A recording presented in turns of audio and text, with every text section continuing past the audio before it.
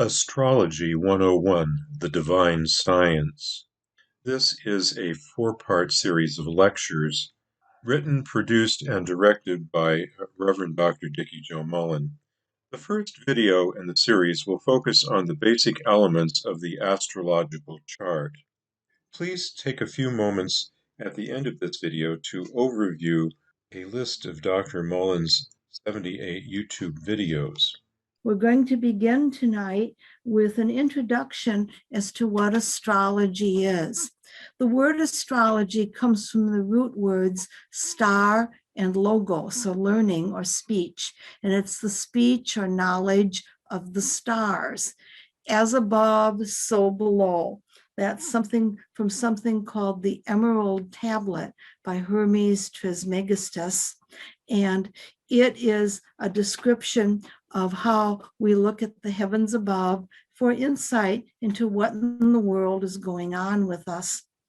Some people won't believe in astrology. I never waste time with skeptics. It works. Those who don't believe in it have never tried it, but there's no point in trying to convince anyone of anything.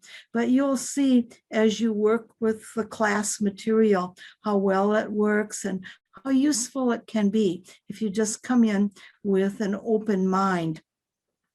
And I'd like to suggest that this week, everyone get a chart that you are interested in to work with for the rest of the class. It can be your own birth chart. It can be a family member or friends or a celebrity chart. Those of you who've had readings from me already have a copy of your birth chart, so you're all set. But for those of you that haven't, if you want to get a free one, there's a company called Astrolabe, Astrolabe, that will send you a free complimentary horoscope by email. There are also a number of other places that offer free charts. And you just have to put your month, day, year, time, and place of birth in order to get an accurate chart to work with, because you'll want something you can relate to look at with the material that we will be working with. The zodiac, the word zodiac means circle of animals in Greek. And not all the symbols are animals, but there are 12 different symbols that represent the big circle of space around the sun. Think for a minute about how the solar system looked back in junior high school science class. There was the sun in the middle, and then little tiny circles that showed the planet Mercury, Venus, us here on Earth, and then Mars, Jupiter, Saturn, Uranus, and Pluto, going around and around the great big circle of space. There are people that say astrology isn't valid because things have changed so much in the 6,000 years or more since the type of astrology that we're going to be working with was developed by the Egyptians and then refined by the Greeks and the Romans into the form that we use today. The agricultural year is the same. The first day of spring, March 20th, 21st, it varies from year to year, is the same as it was. We were just talking about the light in the sky way back. But against the greater backdrop of space, our solar system is moving, moving across vast distances.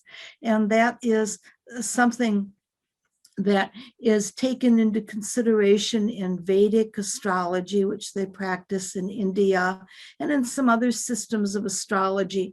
Just like different languages are valid, the different types of astrology are valid, but you'll go crazy if you try to do all of them right at once. So we're going to be doing the geocentric tropical Placidus astrology. That's the type of astrology that all of you know if you know what your birth sign is. If you say, I'm a Cancer, I'm a Taurus, I'm a Scorpio, whatever you are. And geocenter means the Earth is in the center of the universe. Now, we all know that the sun is out there since the time of Copernicus back in the 1400s, and astrology is much older than that. The reason astrology works is it's from our vantage point. I was just watching some of the material from NASA about Mars and how they have the little Infinity rover, the little helicopter dashing around Mars. I don't know if the Martians like that or not, but they're up there. And NASA is already talking about Mars time based on the sun. That just gave me chills, because that means that the astrologers of the future are going to have to recalculate everything with a Mars-centered universe. That just boggles my mind. I can't even begin to think of it. But we don't have to worry about that for a number of years. So we're going to be using the Earth or the geocentric universe. And there's also a number of astrologers who use heliocentric or sun-centered astrology. This is the newest Witch's Almanac. I'm the Witch's Almanac astrologer, and it has all the information you need about reading a heliocentric chart, and also about sunspots and eclipses and many other things, especially related to the sun's energy. I recommend it as a textbook. You can get it online, or locally it's on sale at Avalon and bookstores. I have a few author copies if anyone would like one, but it isn't required. Nothing is required at all except what I'll be posting for you. And your next week's lesson is already posted. Week 2 is already on my website, Sky Maiden Musings. Okay, let's see if we can share the screen here. There, can everybody see that? Astrology 101. Astrology is the divine science. It's not a pseudoscience, as some critics would say. It's a genuine science. Some call it a scientific art. And this is what the belt of space, there's the sun in the center of the universe. And here is the vast, vast circle of space that goes around Pluto and beyond. And these are the 12 signs of the zodiac. This is your first alphabet that you're going to have to learn among several. This is what an astrology chart looks like. This is an event chart for our class tonight, April 12th, 2021, 8:00 p.m. Eastern Daylight Time. And we're coming here from Orlando, Florida, even though everyone else is at other points, or many of you are. The circle of space changes and adjusts according to the place, the latitude and longitude of birth, but more about that later. This is the sun. The earth is presumed to be in the center, and there's the moon, of course, and those are the planets that we will be learning about and looking about in a bit. There's another version that I made out of some pieces of jewelry a while back. You know, it's funny, the glue doesn't show close up, but it did on the picture. But I thought, oh, maybe I'll show it anyway. And then there is the material that's posted for you with the keywords for each of the 12 signs. The 12 signs of the zodiac marking the circle of space around the sun are channels of expression. And this week we're going to learn them in order, and also the glyphs, which represent each one in order, and the keywords as discussed in class. There are the glyphs, or the symbols, and I'd like everybody to copy these down and write them a few times. Just pretend you're back in the 2nd grade or whenever and learning to write your alphabet letters, because even though we're not going to be doing the math in longhand now, it's so easy, and the computer programs are so accurate and inexpensive, it's still good to be able to write them and to learn them. And so The zodiacal circle, like every circle, has 360 degrees. There are 12 signs. There are 30 degrees in each sign. They go from 0 to 29. So it starts with 0 and goes to 29 degrees, 59 minutes. You'll notice I said 59 minutes, and then it turns to 0 of the next sign. All of your math is done in base 6. A lot of people get scared to death when I say that, but every time you look at a clock, you're working in base 6, 60 minutes in an hour, 60 seconds in a minute. We're going to be thinking of sidereal time a little differently. So just sort of kind of get that thought in your mind. And there is the sun in the middle. And we are going around and around the sun. But again, the chart is drawn in a way, a geocentric. You can see the word geocentric, earth-centered, tropical, placidus. If you look underneath where I have the latitude and longitude for Orlando. So that's the conventional way, and that chart works. We're not living on the sun, thank goodness. We're not living on Mars yet, or Venus or other places. So we're going to do a geocentric trip around the sun and look at each of the signs of the zodiac. Here is my little globe of the earth, and we're here on Earth. And think of us drawing a chart that has the 12 signs around it in a circle. And then we'll have to spin the earth on its axis for the hours of the day, but that's coming up. So the circular maps, which astrologers use to plot horoscopes, are a conglomeration of circles, squiggles, and mysterious symbols. There they all are. And to those who haven't learned to read them, astrology charts can at first seem hopelessly complex. It's no more difficult than reading a newspaper and a lot more pleasant. Yet, to the knowledgeable eye, each symbol conveys a wealth of information. It's a type of shorthand. So an examination of the stellar alphabet, the calligraphy of the cosmos, provides a valuable understanding of the role astrology can play in your life. The alphabet of the stars can spell a deeper appreciation and comprehension of what astrology is all about.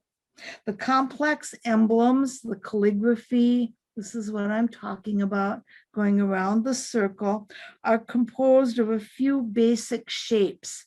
The first shape is a straight line, a rod. Everybody, I hope you have some note paper. If not, just memorize this and draw a straight rod. The next shape is just a dot, like the period at the end of the sentence. The next shape is a circle. Then there's a semicircle, and then there is a cross. This is from my book, Stargaze, a Star Journey, that I had published some years ago. It's out of print now, what can I say? But there are the symbols. Okay, the horizontal rod, every time you see that, will forge a link between two different elements. Its role is connected. It's a ray or a scepter. It's authoritative and assertive. The dot represents the opening through which energies pour. It shows beginnings of the finite from the infinite. The circle, this unbroken curve without beginning or end, refers to the totality of energy in the cosmos. It suggests the idea of everything and of the whole universe.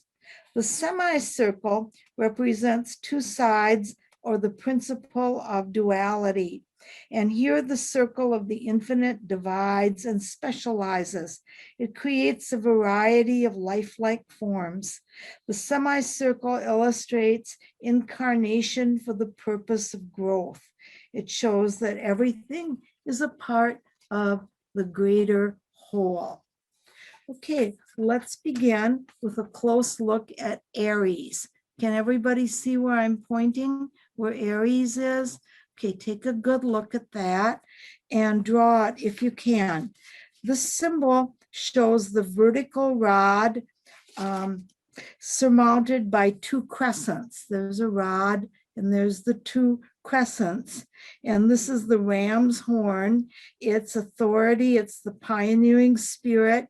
It also suggests a seedling springing forth from the darkness. It's the first springtime sign.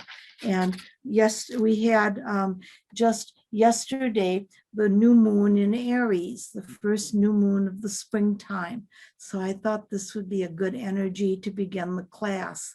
Next, we want to go to the sign of Taurus. You can see the circle with the crescent. Okay, this is the head of the bowl. The circle is crowned by a semicircle. Taurus is identified with wealth and comfort. The circle plus shows that the whole is more than the sum of all of its parts. Over here we have Gemini. There are two rods right there, and there are a series of two other rods. They look like crescents, but actually they're supposed to be straight rods that connect. The artwork is a little bit deceptive there. And this represents individual authority strengthened by connection and teamwork, the twins. Next, we have Cancer the crab. And the complete circle is suggested by two curving crescents, protective and sensitive, introspective, possessive are some of the ideas suggested by the two crabs, two curves, the tough outer shell of the crab with a sensitive inner self. Here is Leo's lion's mane. Okay, so we are at Leo. And this is the creative form with a high arch. It suggests grandeur, flamboyance. Here the crescent breaks away from its basic form and becomes two elaborate sort of symbols. Next, there's Virgo, if you look. And as you look at Virgo, there's two vertical rods connected by crescents. And then there's an elaborate knot at one end of one rod that suggests a bent circle. And this is identity established through preparation and participation in the greater part of the whole. Over here is Libra. By the way, this is a good game show question, everybody. If you're smart enough to get on Jeopardy and pass their test, every once in a while, they'll ask what the only non-living sign of the zodiac is. The right answer is Libra. So every once in a while, they think they'll trap people with that. So be sure to remember that if you're ever in a quiz show or quiz situation. Libra, the scales. There is the line underneath with a little line, a crescent, and then it flows into another line. This is the connective horizontal rod surmounted by an elongated crescent, and it's receptivity, socialization, and partnership. Here is Scorpio. Some people get this confused with Virgo, but it's a very different form. There are the two humps, and then it goes into the tail of the scorpion. So the vertical rods are connected by the crescents of intuition and directed toward a point, intensity and direction. That's what the arrow or the tail of the scorpion means. In some ancient zodiacs, the Scorpio is a gray lizard or an eagle, but the symbol still remains the same.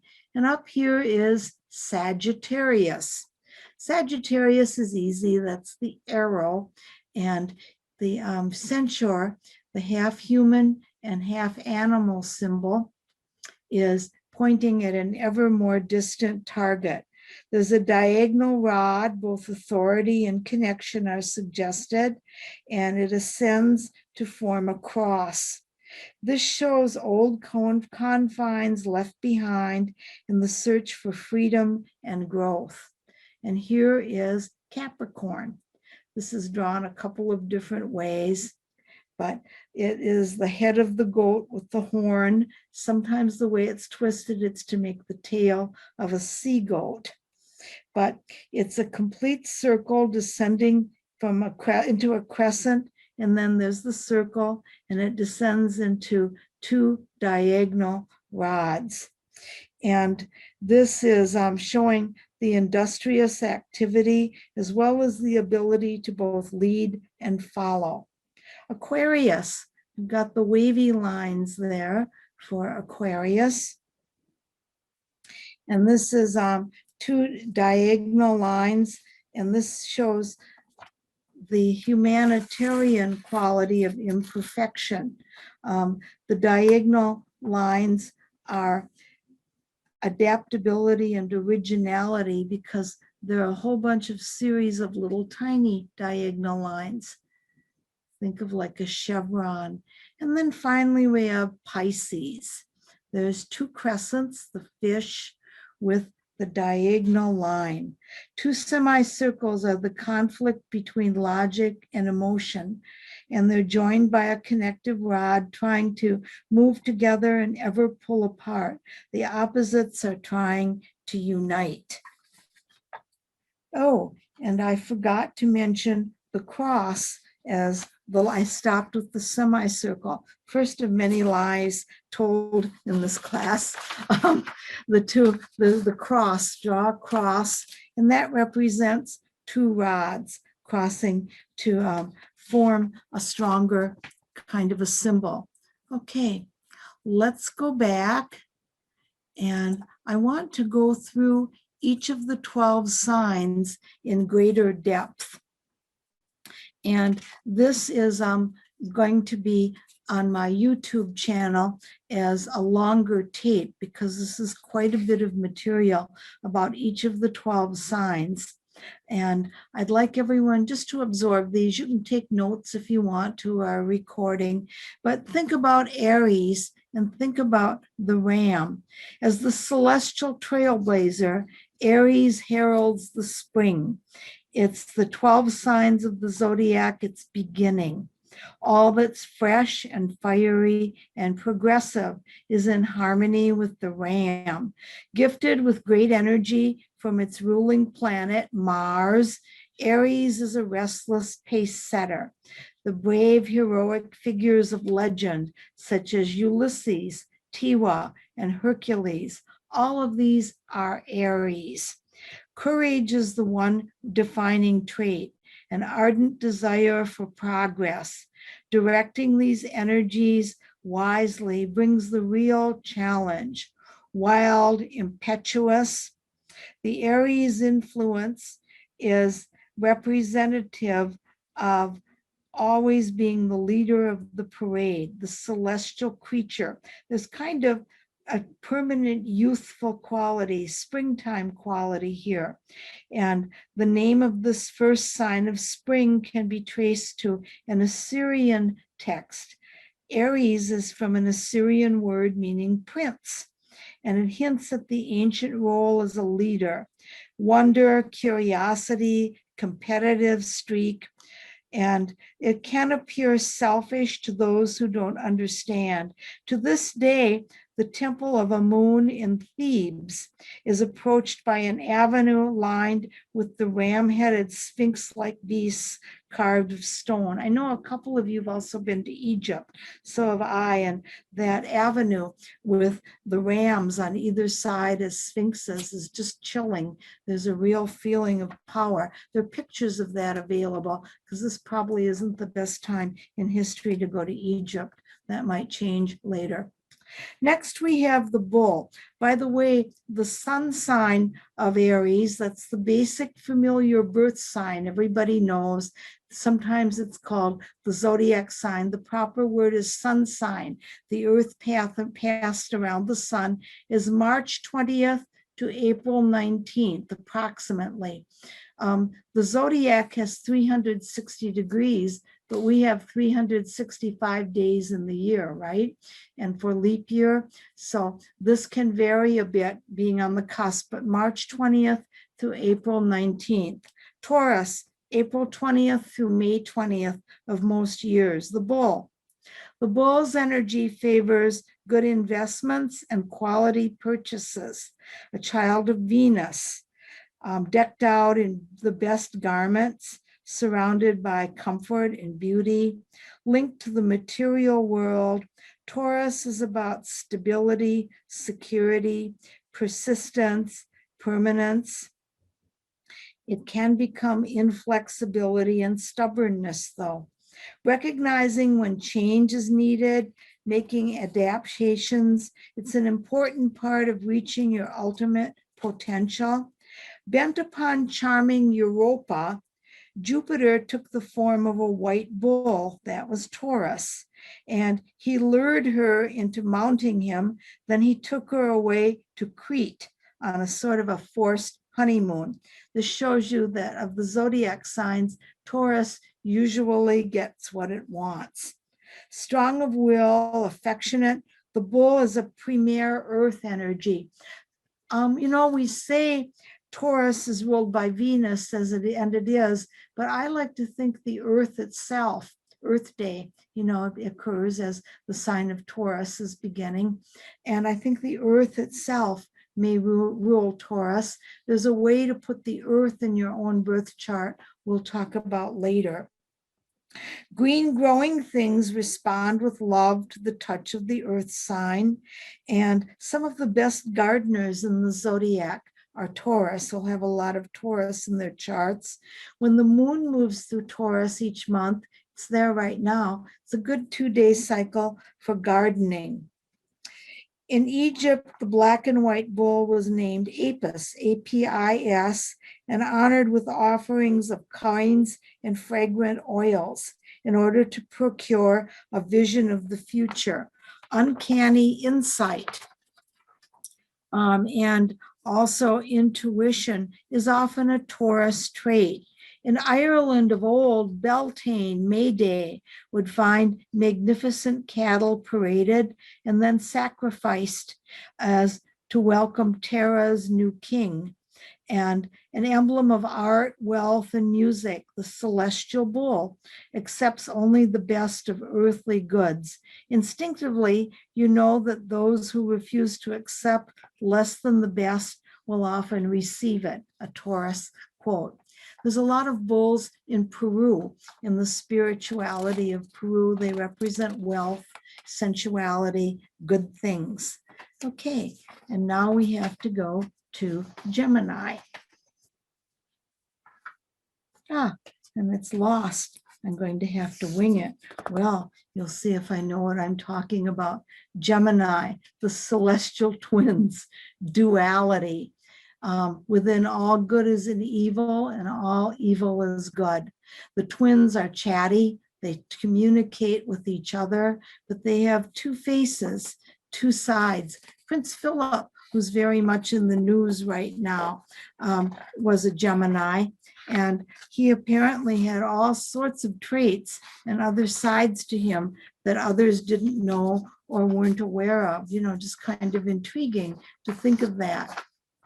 Oh, they're really not here. So Romulus and Remus, the sacred twins, the male and female, two sides of a partnership. The Gemini is the first human sign of the zodiac, even though it means circle of animals. Let's go back to the zodiac here for a minute. Gemini is a human sign. Virgo is a human sign. Aquarius is a human sign. And Sagittarius is called the semi-human sign, half human, half animal. So the human sign of the zodiac represents humanity and its failings and its good possibilities and probabilities. The sign of Gemini is going to be May 21st through June 20th. Quicksilver Mercury is the ruler, forever vibrant and mobile. Journeys of the mind as well as the body are an integral part of Gemini. One image from the Albumasar, a 15th century Arabic zodiac, offers a provocative interpretation of Gemini. It shows a woodcut portraying one twin as mortal and the other as a ghost or spirit. So this also suggests the division of the tangible body with the spiritual body. The scepter, carried by the winged divine messenger Mercury, ruler of Gemini, is formed by two intertwined serpents called the caduceus. It's the celestial walking stick that blends in all in nature and places in careful harmony. Light and dark, this is the symbol you see and medical pins of doctors and nurses, healers. Gemini is concerned with channeling thoughts, words, and ideas. The twins came to Europe through Asian legends about two brothers named Mad George and Sane George, and George the Jester and Yeoman. Michael, the good soldier, and the dragon slayer often changed roles and became saints and had their symbols incorporated into Great Britain's banner, the Union Jack, a Gemini symbol. Gemini is May 21st through June 20th, approximately. Cancer is June 21st through July 22nd of most years. And those are your keywords: protective, traditional, and sensitive. Kindly, sympathetic, the crab is always responsive. It is the second of the cardinal and the first of the water signs. More about those divisions next week. And the crab offers emotional support driven by moods and feelings. It relates to motherhood. Legends and mother legends around the world have the link to this crabby but nurturing and gentle signs. One of the most intriguing of these tales originates from the South Pacific island of Malakula in the New Hebrides.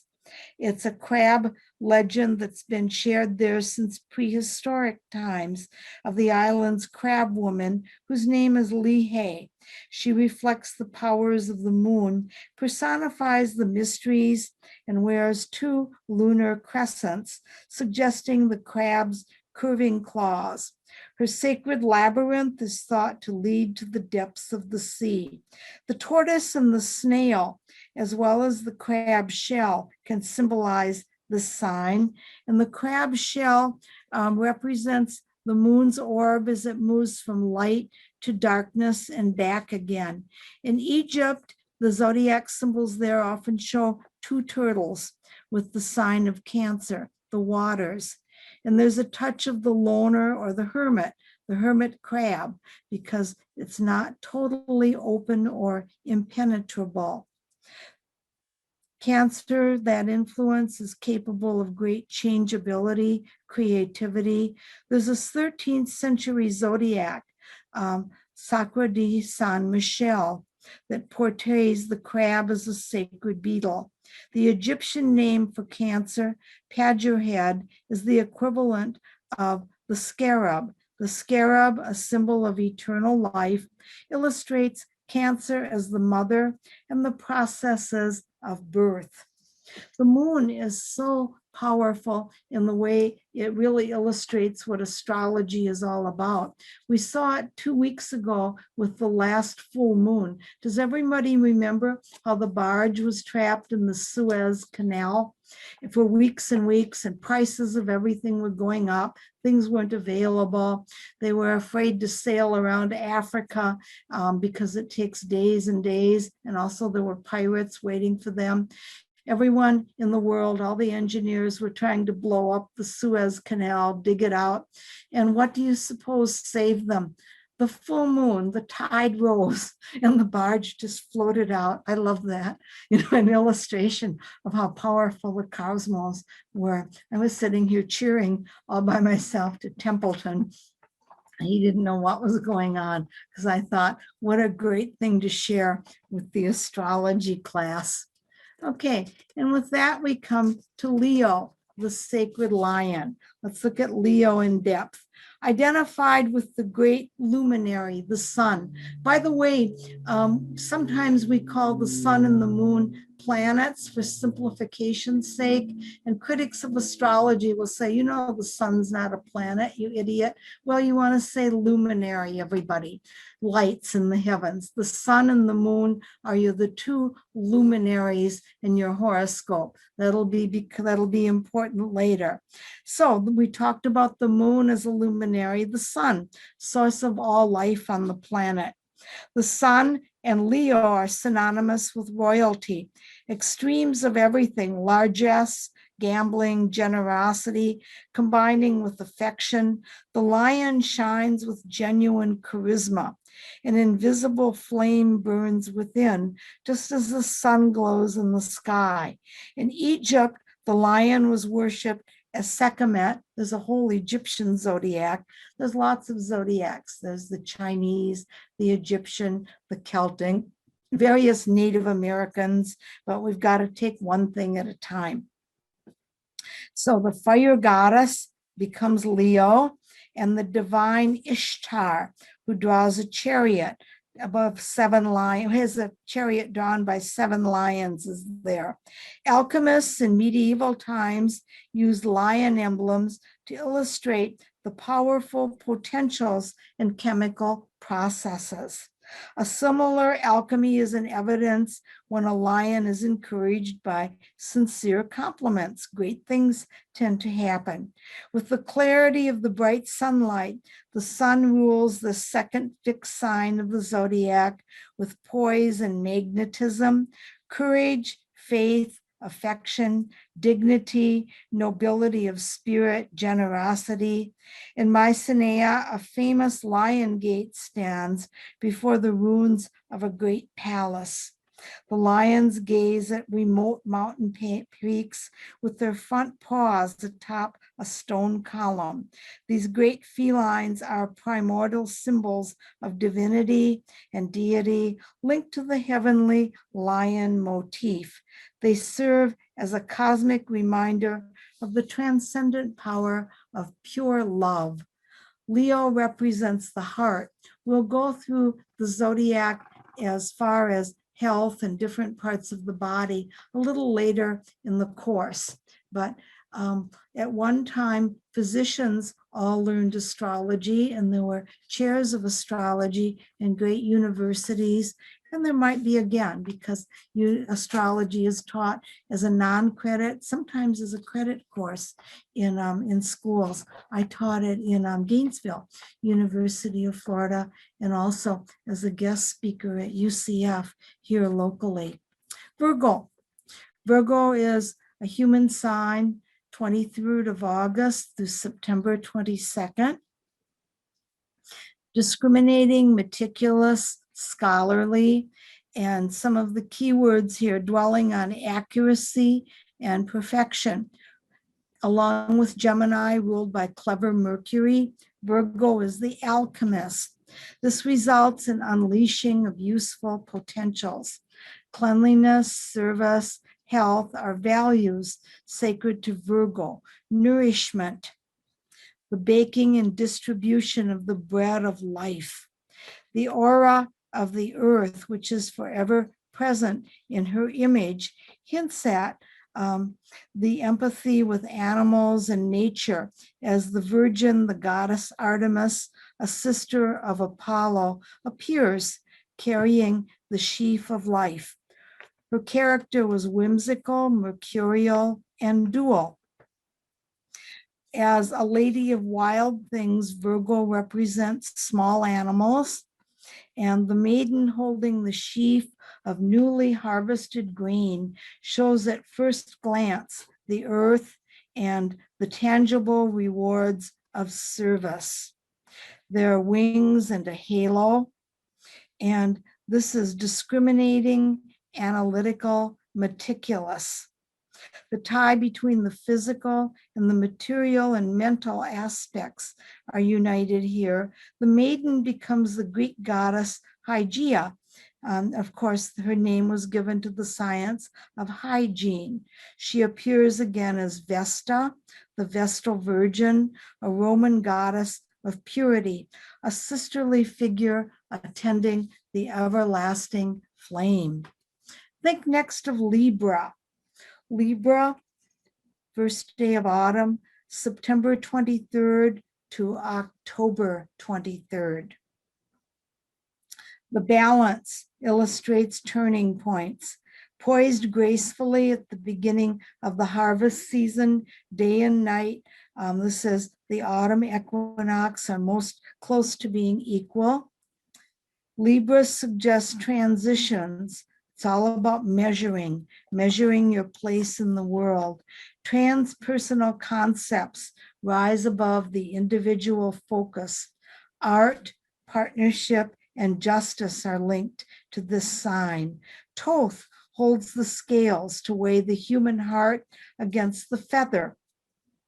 Heart must be light enough in order to enter heaven, yet not overly light. It has to balance with the feather. What does this mean? Personable, well-balanced, charming, ruled by Venus. This is the sign of mediation and diplomacy, fair play, a good listener, a loyal friend.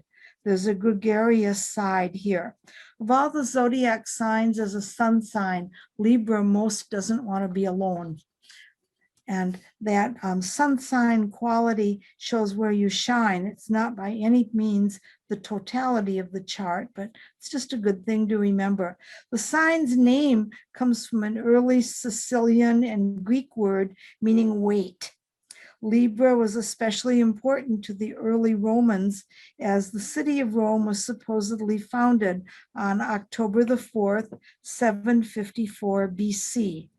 In the 15th century, a woodcut was created, which shows Libra's scales moving into the claws of Scorpio. It suggests that in some early zodiacs, Libra and Scorpio might have been part of a single sign. Milton had a vision of God creating Libra, the golden scales, to draw a line between the good and the rebellious angels. The metaphor hints at the sign's traditional affinity with justice. And we are at Scorpio, October 24th to November 21st.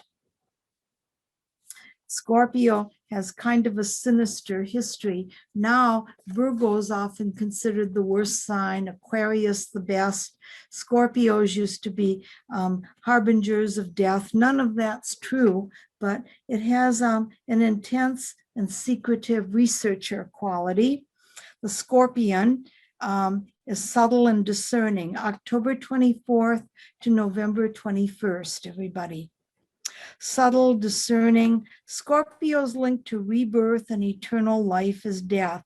Pluto, the planet of deep space and the unfathomable. By the way, if you know some mythology or you want to read a mythology book, somehow all of the scientists and people have been inspired by mythology to properly name the planets and the zodiac signs, the belt of space, with the right type of mythological archetypes, suggesting really, really ancient wisdom. It's just intriguing to think of how Pluto, which was discovered in 1930, was named as the right god, the god of the underworld. So Pluto is the planet of extremes and depths. It rules this extreme sign. Immense and impassioned depths of feeling, peace and acceptance come eventually. Recognition of the power wielded by silence and secrecy. If you're doing magical work, everybody, keep your mouth shut about it. If you talk about it all the time or talk about what you're going to do, it's like jerking a seed out before it's ready to sprout. And so that idea of secrecy, you can kind of understand in getting a handle for Scorpio. Selkat, a goddess of ancient Egypt, was a scorpion goddess who governed intimacy, passions, bias, and bliss. On the quest for immortality, Gilgamesh, the hero of the great Sumerian epic, meets up with scorpion men guarding the mountain gates to heaven. Determined, driven always by a sense of purpose, Scorpio is both intense and subtle, and traditionally associated with all that's mysterious, including the spirit world, the afterlife, death and rebirth, deepest thoughts protected. Others are not easily admitted to the innermost sanctum of being. Trust and cultivate respect first. In the Ancren Riwili, Ancren, I'm not sure if I'm pronouncing this right, Riwle, a spiritual manuscript written during the 1300s, the tremendous extremes of good and evil within this sign are illustrated with a Scorpio symbol that has a sinister serpent's body wearing an angelic face. In Egypt, the heavenly scorpion goddess was also invoked to bless a wedding bed, and the statue of her also stands watch with winged eyes over the eternal rest of one of the pharaohs. More ancient images present Selquet as a daughter of Ra with a lady's head atop a completely formed scorpion. All these mythological symbols I'm reciting to give you just a feeling for the 12 signs. We're now at Sagittarius. November 22nd to December 21st. Independent of spirit, love of freedom can make experience be your best and only real teacher. The centaur, the human animal, is the emblem here. On one level, this reveals how close some with Sagittarius prominent in their birth charts are to animals and their pets. My sister's a double Sagittarian and has been a horse trainer all of her life and lives in her barn with the Arabian horses. I kid you not, go up to North Florida and see. So that's a Sagittarius thing. The arrow speeding meteorically toward a distant target beautifully illustrates this energy, brilliant, ephemeral. The fiery arrow calls to mind the transient beauty of the aurora borealis in our hemisphere, the northern lights. Chiron, and there is a tiny little planetoid called that because it's so small, but it is a planet that was just discovered in 1977 that's just beginning to appear in ephemerides and charts. I put it in the charts for those of you that have had readings from me recently, is related to and may co-rule Sagittarius. The Chiron, the kindly censure, was a beloved teacher and respected healer. He understood, advised, and guided the young wayward centaurs. Optimism, adventure, and outspoken. Sagittarius is representative of the bold archer, the wanderer, aiming at the most distant stars, the restless idealist. Freedom and challenges have great appealing. The legendary centaur Chiron, a noble emblem of the human self, had full control of animal desires. It's a serious thing to invite a centaur for the weekend, everybody. You've got to have hay for the horse part and a lot of food for the human part. So be careful if you meet any centaurs. They might be out there. People claim to have seen unicorns. Anyway, in Chinese, the excellent archer appears as the husband of Heng Ho, a moon goddess. The excellent archer saved the earth from destruction when he shot down 9 extra suns. On the fateful day when we had our first sunrise, he allowed wisely 1 sun to remain. S-U-N, and the gods rewarded him with immortality. However, this scared the socks off Heng Ho. She feared her husband, and so she fled to hide in the moon. And those who find the hair in the moon, hair is in rabbit, or the face of the moon, often see this as Heng Ho, who persuaded the excellent archer to abandon the earth and come up to heaven and live in exile and peace forevermore. Capricorn. December 22nd to January 19th. The winter solstice begins with the first degree, the 0 degree of Capricorn, the goat. Step by step, the goat perseveres, climbs high mountains, lives in harsh and unkind climates, ambitious, prudent, earth sign of deep winter. One of Capricorn's emblem is Father Time, age, always feeling that the best is yet to come. Saturn's children, the ringed planet, the heavy in your horoscope. Paradoxically, there's a lighthearted, even a jolly mood. As Capricorn ages, it grows younger. But very young Capricorn children really almost never seem to have a childhood. They're very solemn. Ea, a Babylonian god whose name means palace of waters, was a fish-tailed goat. Min, another face of Pan, carried a thunderbolt as a totem. The Egyptian goat god was honored as a bringer of harvest and reward. Following the season of labor and storms, pay your dues first, and then you get a reward. The early Romans saw Capricorn in the goat god Consentus. He was revered with devotion as the spirit of the land and a giver of life. Bright facial features were framed by horns. A star was often prominently placed in illustrations of Capricorn, perhaps over the goat's heart, to describe a spiritual nature beneath that shaggy body that's so earthy. Aquarius, the last of the human signs. Humanism, January 20th through February 18th of most years. Symbolized by a human figure generously pouring energy, you might think it's a water sign, but it's not. What's being poured is the life force, electricity, the impulse of dynamic creation.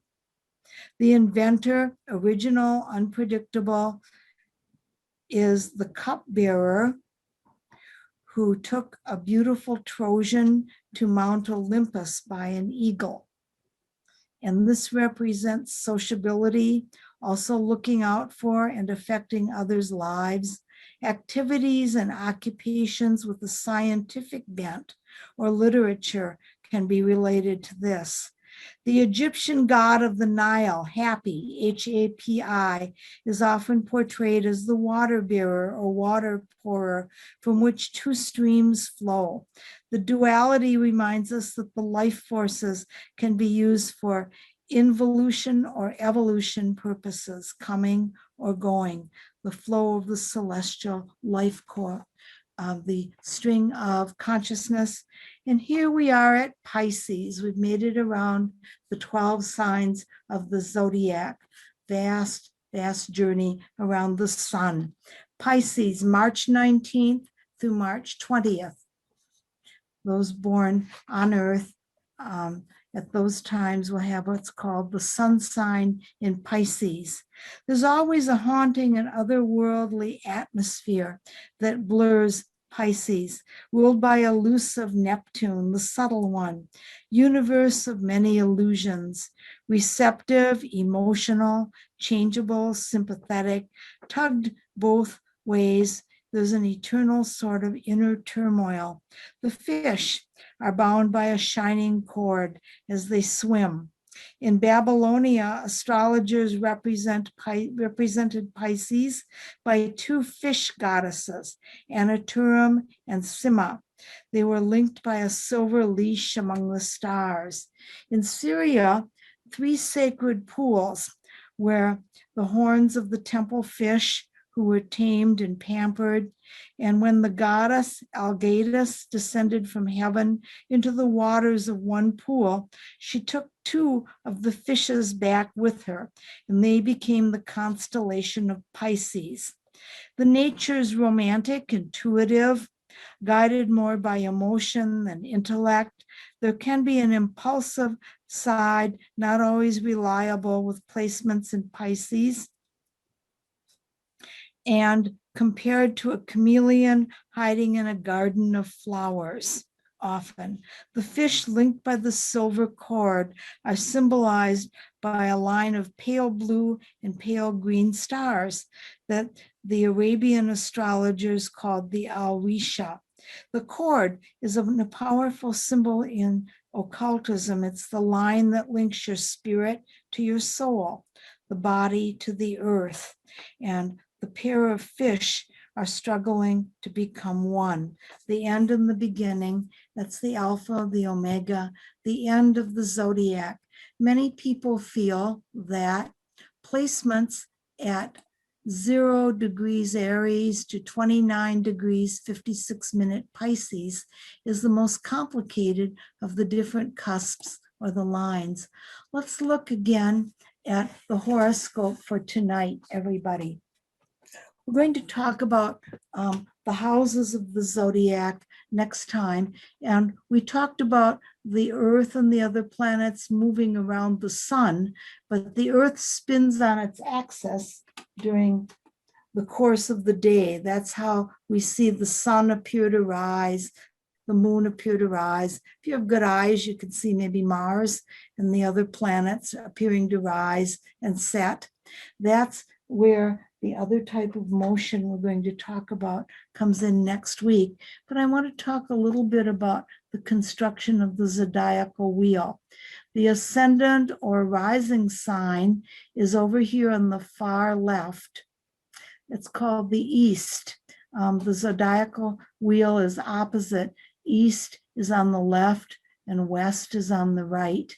This is high noon and this is midnight. And so start to kind of think of this as a map of the sky. Right now, it was just past sunset when we began the class. See that circle with the dot in it?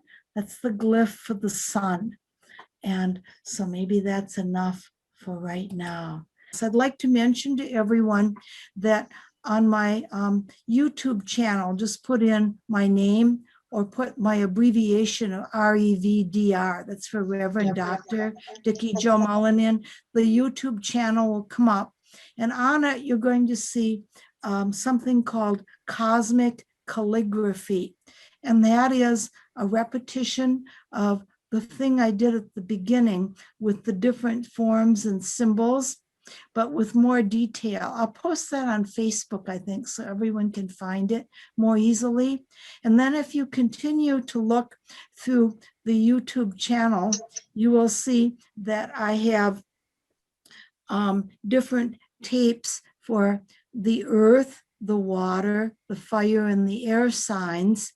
That was too much to try to tape all of them at once, but I have those for you, and there's more about the myths and significance of the zodiacal signs around the wheel. So if you liked the presentation, I hope you did. Some of you are smiling, some of you aren't sure. I try. You can get another description of it there, and we'll see if the recording is working.